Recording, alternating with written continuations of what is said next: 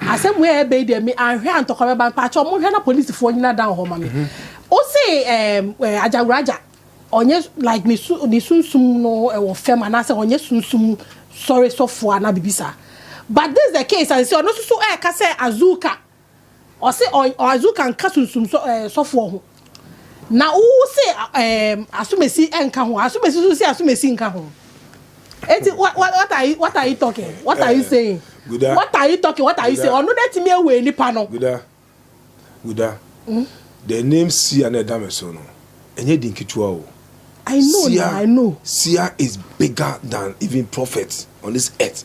The men of God, they know. Bishop, evangelist, all those titles. Sia is bigger than them. Baby, we are bigger than Ajagurajah and Azuka. Omo motia DBS. We see motia DBS. Omo slaughter animals on live camera. Motia DBS, no. Who krumu say? And the fear so as nigga.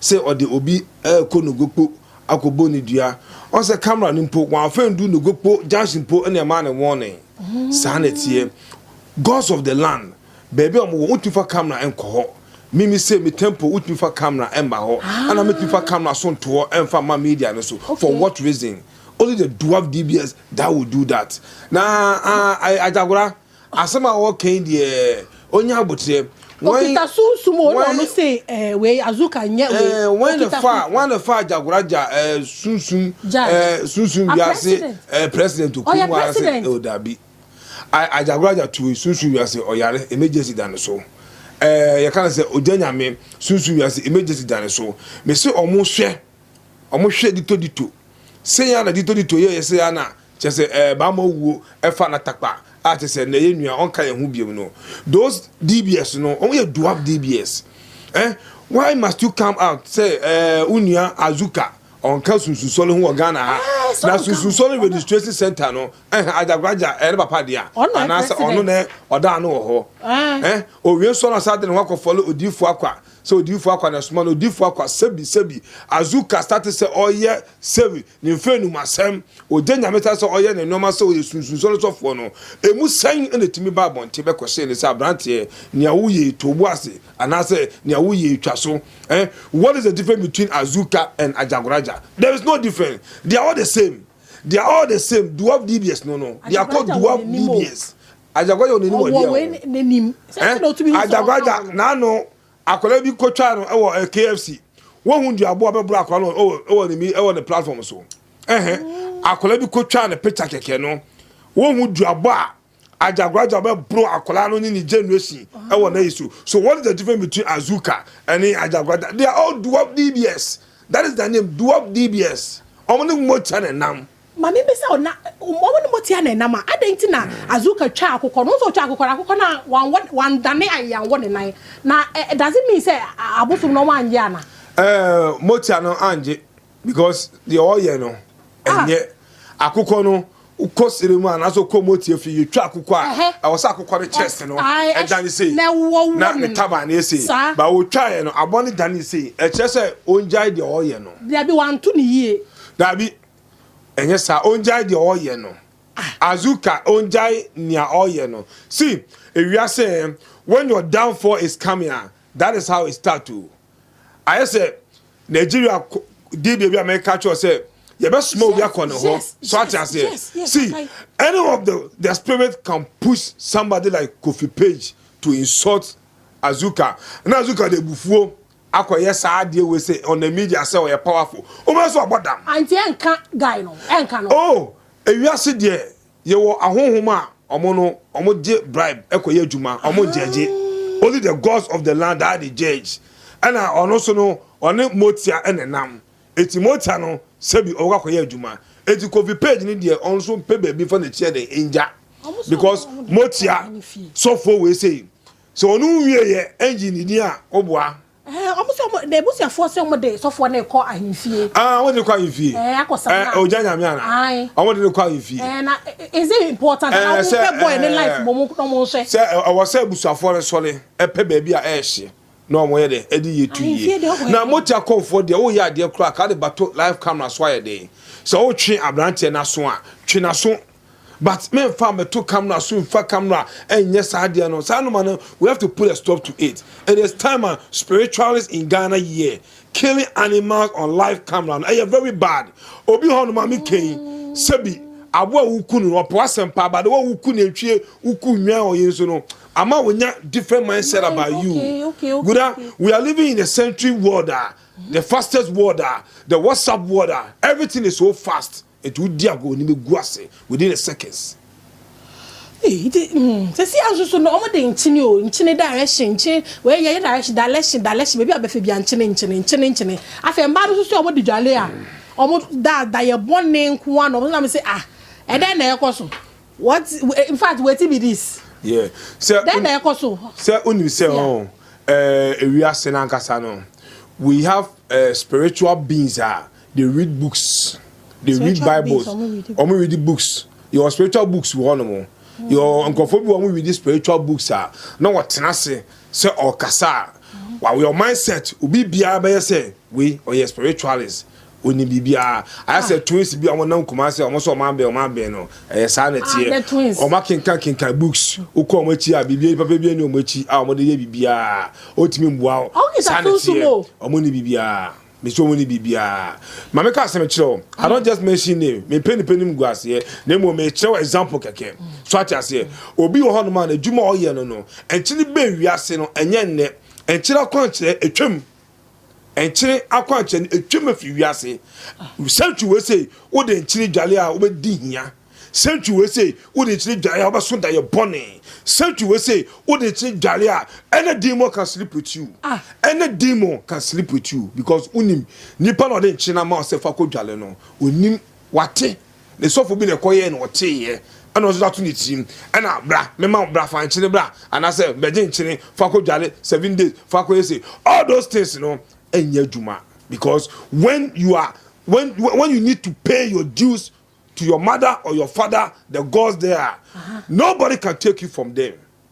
It we say and china kwa chene die asofo no edididi asofo no the same kwan there is nothing in it and maybe a jale chene amen no ma wale egu and maybe a jale chene amen no omo bottom and maybe a jale chene amen enne omo ni monyam ina no oba sonda ye na say ye ne dase se bi aboa oh susu wiase and maybe a jale chene amen omo sike na ahye because the salt belongs to the queen of the sea.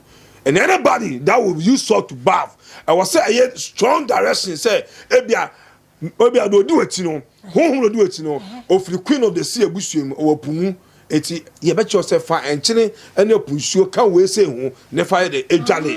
And I was spirit to so more land. Yes. That's a spirit of our land. And how I drink.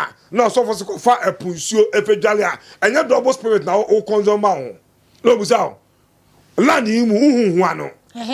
Na usako jale marine water asako fa salt a woman de jale no so we invite sebi another spirit ama ho ewia so na mo say ye hwie sebi momonu so gu ho a aboaba na efre so mra ho gen wansra enya wansna eye sanete because salt no asofo ni na fa na World Cup obi asalt because it is in the Bible. Some part of the Bible I can't say it's more than the true Bible no it's confirmed. Look, anybody that will be battled with salt and salt in this century, poverty and problem and bad dreams, nightmare will reign on you forever that you never know say and chinena udi jale no and no yes idea no eduguda Ghanaians have to pay attention to what I'm telling them because the century will say no it is not about salt. Century will say no and yes salt akwanchere it was so full beyond this salt akwanchere man for no nothing good will come out of it. Look at the perfume world keke na now from keke no. Look at the way wonders any waves are taking across the world. Look at the way the African countries, South Africans, Nigerians, Mali, Cameroon are calling Sia. People don't even believe it, but when they started doing it, you know, they have seen results on it. And to Kobo, Shishi, nobody have given me. And I've not asked anybody for money because a war thing. It's everybody have to join. Believe it or not, it is sort in India, a dream. Or the sort in Jalea. You now you will see the kind of dream that you have, and you now you see the kind of problem that will come upon your life, and you see how poverty will disgrace you on this earth. Good. it is sort in the pamocho munja isu se gudo jolly be jai na pepe fi papa bi na fa bi gu siom na fa bom paye na empampa no and some years to come pampa na beji body no na fa baby o fa bia no na enipa e ka ho asem enipa e body papa enipa e do enipa e ben de otobia na e to de wo ye be enipa fe. That is the perfume world we are living in right now. We are no more living in the salt world. One God, who say perfume, who say salt nature moi, and the perfume to say chemu because I suffer so I pick you almost over the direction.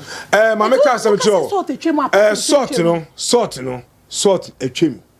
Any system new beam. Say so the jaria and in same baby the ba obra boso. Perfume world no, karma, a DHD.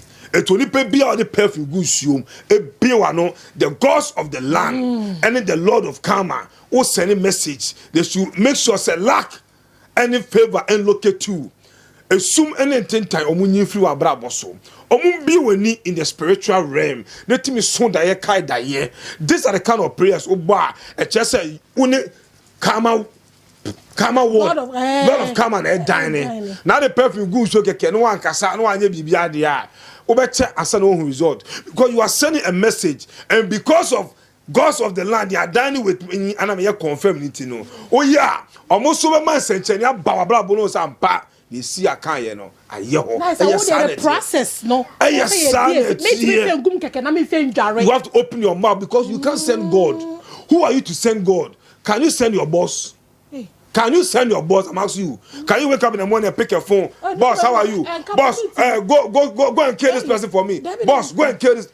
But we Ghanaians, we talk as if say we can control God. I said God no is nobody we can control because I'm serving God, because I'm worshiping God. No. Kama Ama Matthias say we can't send God. So they are there. We have to send them. The gods of the land, they are there as judges to help us. And the angels too are there to help us. So I say, that is why I am the only seer who dined with the moon and the sun. What you say? The moon and the sun.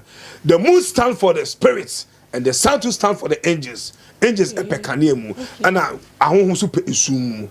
It's on Bibia the dark side. Isum no. So what you say? It's you. Question baby na best what you say. One God, me who cry dream me. I'm on you because good day son people don't know. Obi ko kenka books. No what nas no kasa yes or spiritualist that be.